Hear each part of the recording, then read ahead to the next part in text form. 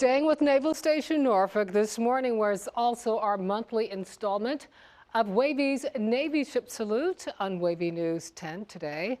Well, for the first time, we profiled a non-commissioned support vessel, yet it might be the most recognizable of the fleet. 10 on your side's Brett Hall joins us pierside with USNS Comfort.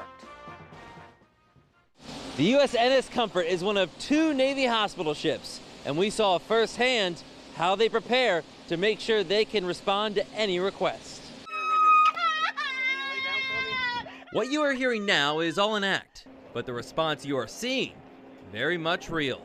This is how sailors assigned to the USNS Comfort would respond in the case of a mass casualty incident. Train how we fight. So in essence, with our requirement to deploy in a very short amount of time, when something is to happen, we have to make scenarios as realistic as possible. The nearly 900-foot-long ship must be ready to staff up with doctors and nurses from Naval Medical Center Portsmouth and set sail within 5 days.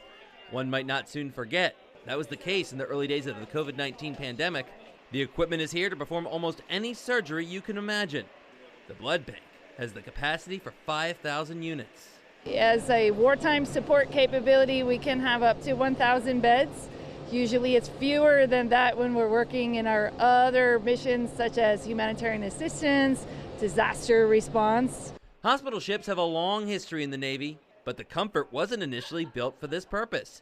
She was an oil tanker until 1987, now outfitted with a unique propeller to keep the ship as stable as possible, as the civil service mariners who command her must stay in constant communication.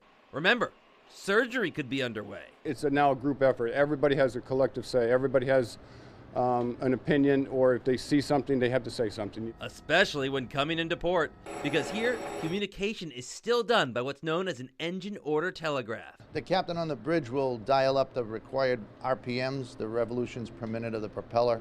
We're on the other side. There's a team of 6 down there in the engine room, and we'll open and control the steam admitted to the high-pressure turbine, which will either speed up the propeller or slow it down again.